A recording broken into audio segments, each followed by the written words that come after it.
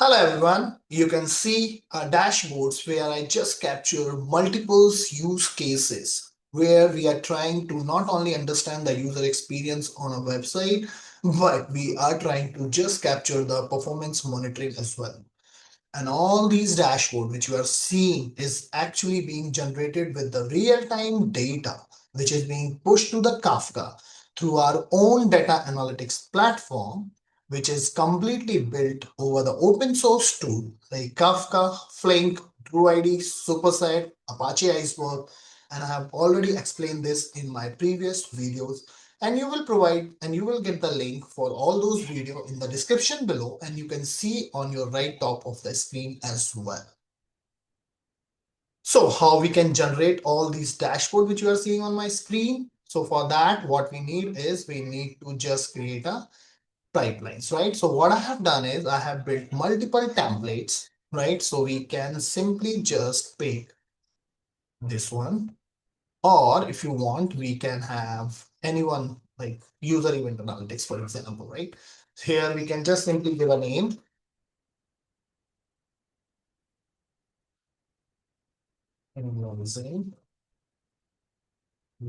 Events. Source topic in topic is not needed because we already have a template, and this template I can quickly show you what kind of configuration we have. Basically, this template actually contains the Flink SQL, right?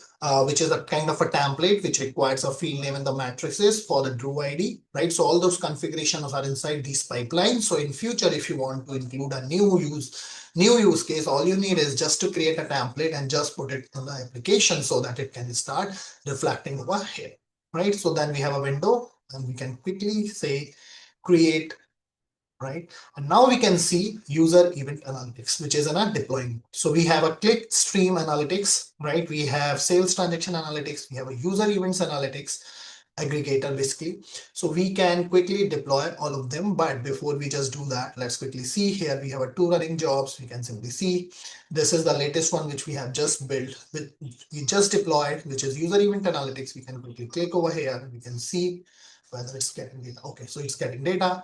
Now we can go to the Drew ID and simply see. We can see here as well. So this is all what we were doing manually, and you can watch my previous video where we were just manually setting up this. Now it is being done by this data analytics platform, right? So now we can deploy this one as well if we want to, and we can come here and quickly see that, right? So now we have a 3 jobs running. And then we can again just run the fourth one, deploy, and we can simply see again one more time 4 jobs are running. We can come here and we can quickly refresh this and see, right? So now we have all those uh you know streaming started. Flink is actually capturing all the events which is needed, put it in a Kafka back, then True ID is just getting that aggregated value so that it doesn't need to contain or store all the data, so that it can just make a window based data points available for the superset, right? And that is where we are just generating all these kind of different charts. To create that chart, what we need to go to the charts, right? And we can just quickly click on chart. We can pick a data set from here right now, which is now there. So we have to first get the data. We can quickly generate the data from the Drew analytics. We can say Drew ID. From here, we can just pick any of them. So we just created this user analytics, user event analytics, or we can just click any one of them.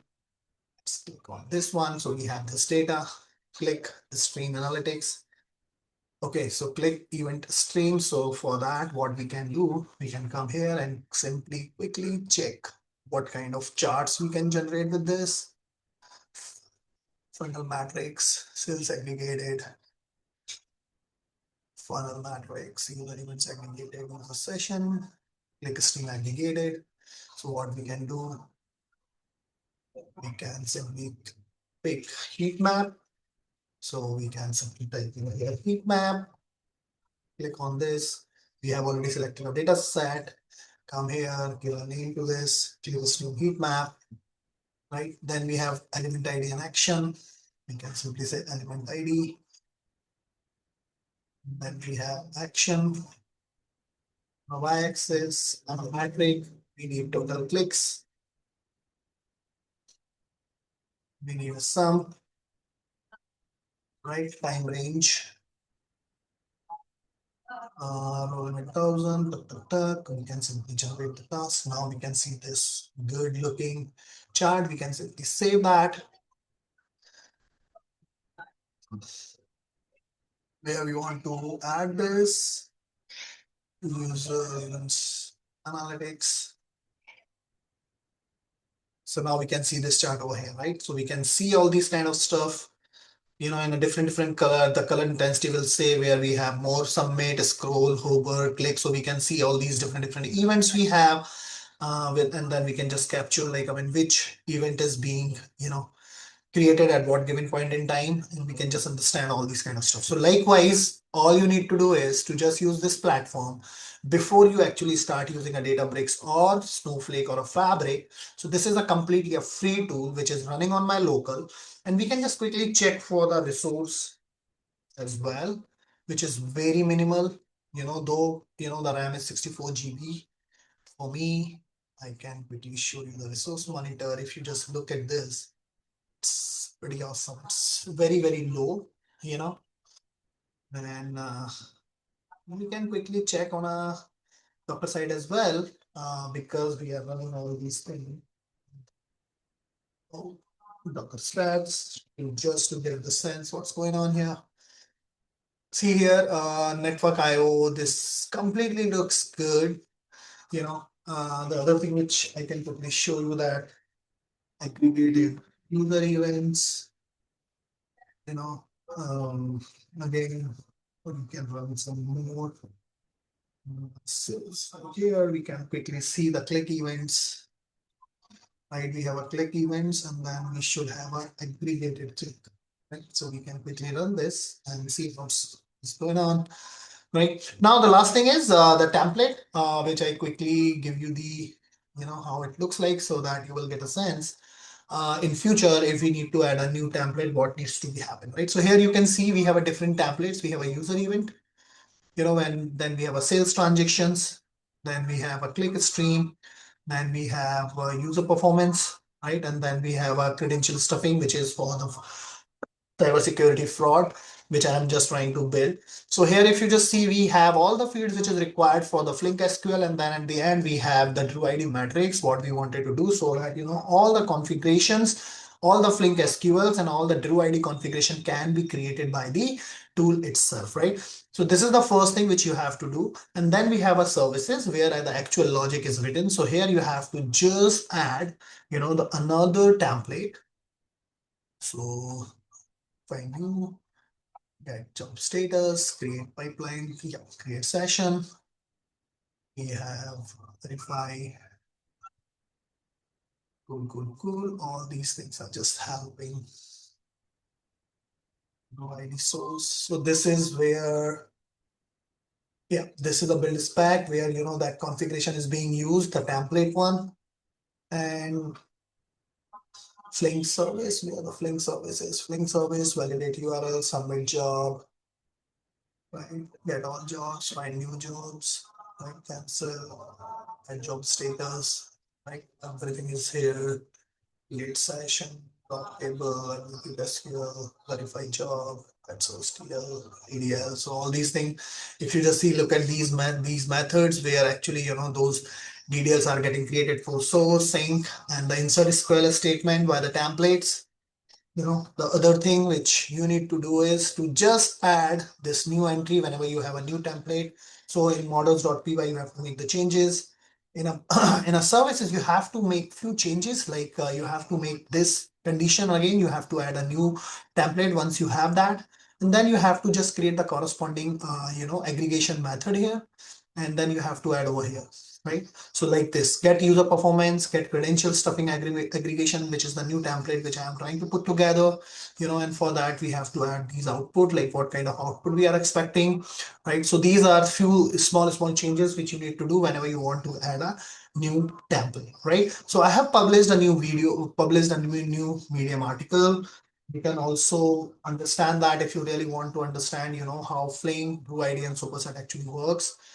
And you can just see this one here. I have just explained what exactly the Flink is, how it actually do the streaming processing of all the Kafka events. You can just understand what it is, why to use it, and when to use it. Same with Apache Druid. So every tool, like Flink, Druid, and Superset, you will see what it is, why to use it, and when to use it, right? You will get all these things, and after that, at the end, you will find the real-time use cases. This is the real-time user experience, the performance monitoring, for which you are seeing all these dashboards. You can see different things like events by device type, geographical distribution, page performance, every page, how it is performing. Then the frustrated user, how many users are having a lag when they are just trying to load any page. Then we have a latency on the browser level, performance trend. Then we have a global frustration map on a bubble chart, right? So these kind of thing we already have. You can just get through all these things. Use case one is completely done. Now I'm trying to build the use case the sixth one, which is cybersecurity and fraud detection.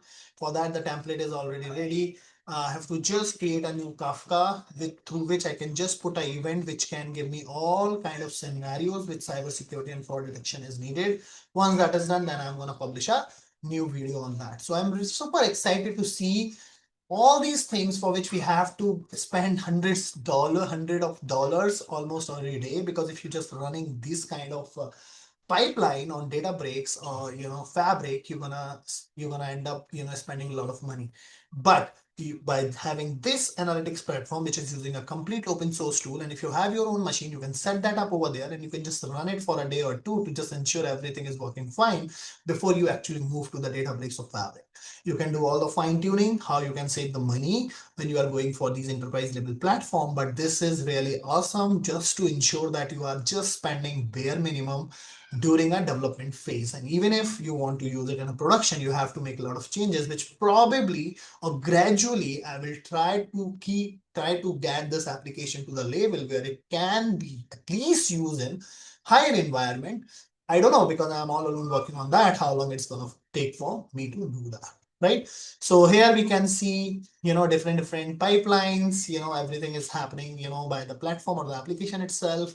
Once I have all more use cases and more templates embedded here, then definitely I will just create a new demo. Okay. So that's it from my side for this video. And for this Medium article also, you will get the URL in the description. You can just read through this to understand how this end-to-end pipeline actually works. And I will just provide the link of the YouTube video in this Medium article as well if someone wants to see this video.